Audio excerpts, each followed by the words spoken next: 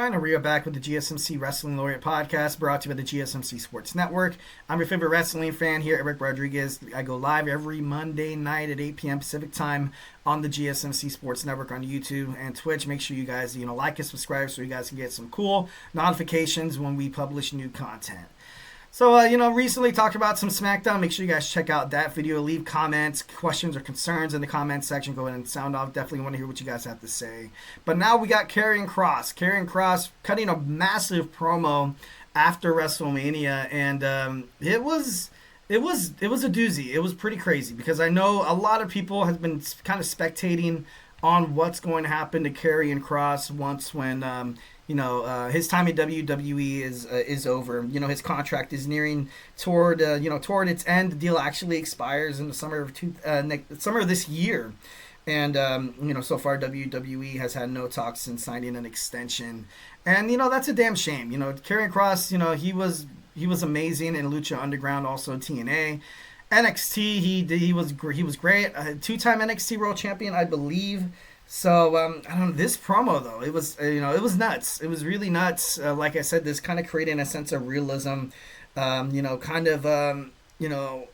this is obviously a total hoax and we're buying into it as wrestling fans. I like it. I definitely think WWE is doing such a great job of that. But so he basically just goes off, starts ranting about all the backstage politics of how he hasn't really given any opportunities that he deserves. And he mentioned missing funerals and birthdays and anniversary dates, probably just all for the good of the company.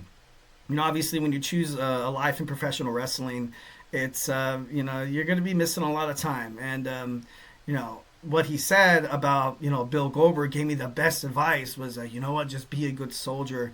Being a good soldier has lost me TV time. They go with other storylines for other superstars that maybe you kind of bring up and you want to do, and maybe they use it his ideas for someone else or something like that. And it's heartbreaking. That sucks. And the politics of professional wrestling is a lot of people kind of thought it ended with Vince McMahon leaving, and then Triple H had that banger of a WrestleMania 40 during the Paul Levesque era.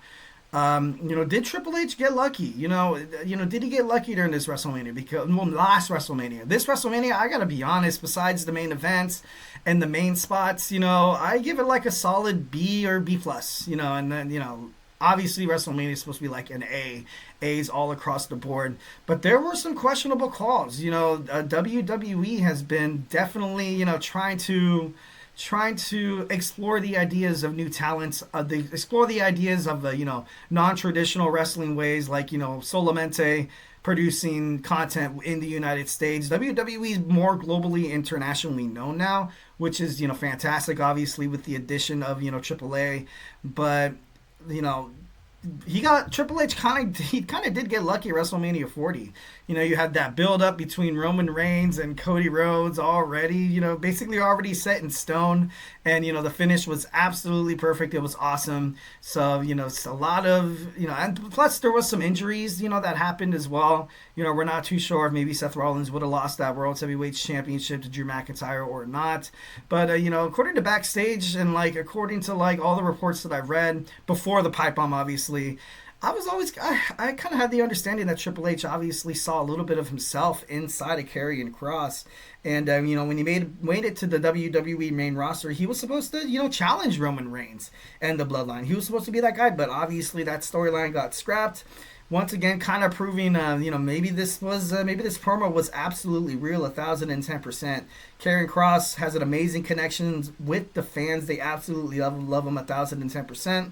He stayed relevant, despite the fact that the Final Testament is, is gone. Obviously he's with his real life wife, Scarlett.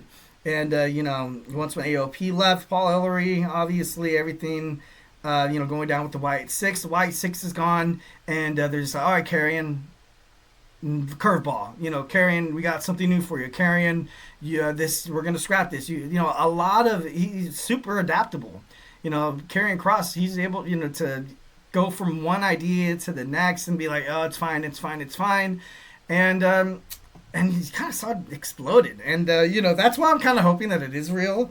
But then again, if it isn't, if it's a promo, it's definitely one of the best promo pipe bombs. Obviously, you guys saw in the slideshow that kind of being compared to the next like CM Punk pipe bomb. But I don't know. Is there still politics in WWE? Is the culture of Vince McMahon still lingering backstage?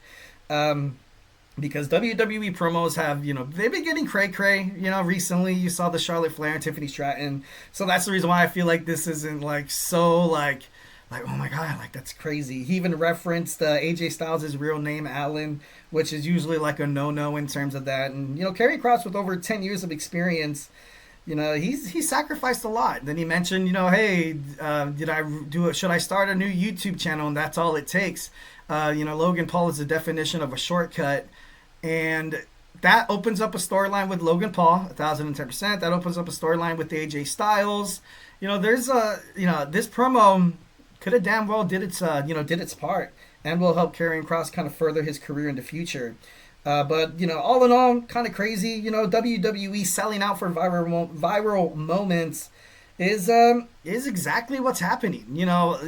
Like he mentioned about Logan Paul and the whole thing with Joe Hendry was like the last person to challenge Randy Orton. For me personally, I would have rather saw Karrion Kross or maybe like a Nick Aldis, but that obviously wasn't that wasn't the picture that Triple H had painted. He said obviously he should have faced Randy. He never asked for it, but it was kind of like an underlying jabbing here and there and be like, hey dude, like come on, this would be perfect. But then they went with Joe. He said, nothing against Joe Hendry, which is pretty cool because I love Joe Hendry. So definitely I would have been throwing some shade at my man Killer Kross there. I'd be like, you know what, man? Don't talk down to Joe. I'm just kidding. No. But I do feel like Karrion Kross is owed just a little bit of something. He definitely... I want WWE to sign this guy back again. I do. There's nowhere else that would use Karrion Kross better in the wrestling world besides WWE, and of course all the underlying companies attached to it. Going to Ring of Honor, AEW, that would be big for them, 1,010%. But for Karrion, I gotta be honest, staying in WWE is kind of where he belongs. And at the end of the promo, of course, like telling the guy with the suit and tie inside the truck to go F himself, kind of from Killer Kross himself, and then he smacks away the mic.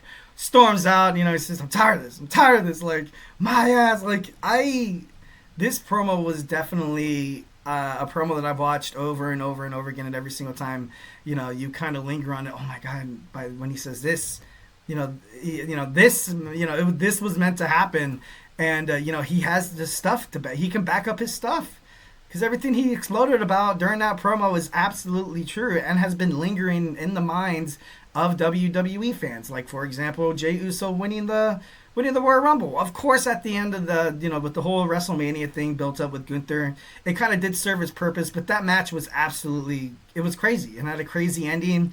Gunther tapping out, like, I'm lost for words. And, Karrion Kross said it best. He's speaking for all the true wrestling fans that are still out there. And I don't know. I really don't want to see this guy gone. I really honestly don't. July 19th of 2021, on Raw, he actually Kross lost to Hardy as the NXT champion in under Jeff Hardy in under 2 minutes. That was kind of before he got released, and it was kind of like, okay, so you promote the NXT champion just to lose against Jeff Hardy, which is crazy. Then he dropped the title to Samoa Joe. And, he just looked absolutely different. He got released in November 2021. I don't want to see this guy come back. Like, if he gets dropped again, if he gets released, I would feel bad for Kross, because Kross has been, like I said before, an absolute bombshell, adapting to different twists and turns and storylines. And, if anybody's able to kind of hold the WWE Championship, I would pick Karrion Kross. I would rather see Karrion Kross holding that World Heavyweight Championship than Jey Uso.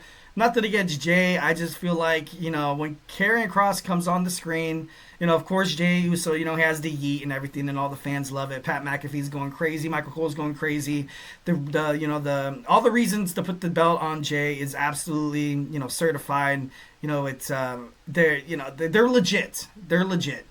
But, I don't know. I would love to see Karrion Kross win a title.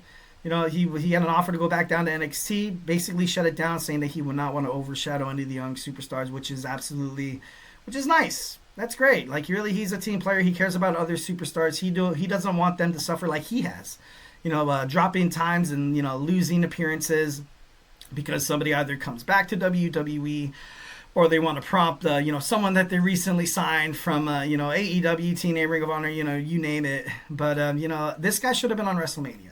That's all I'm saying. And after cut a massive, awesome promo, definitely love it. And I can't wait to see more. All right, guys. So hey, do not go absolutely anywhere. We're going to talk about our third segment. We got TNA Rebellion predictions. So grab your favorite snack, grab your favorite high school beverage. Join me here in about 20 seconds. So hey, do not go anywhere.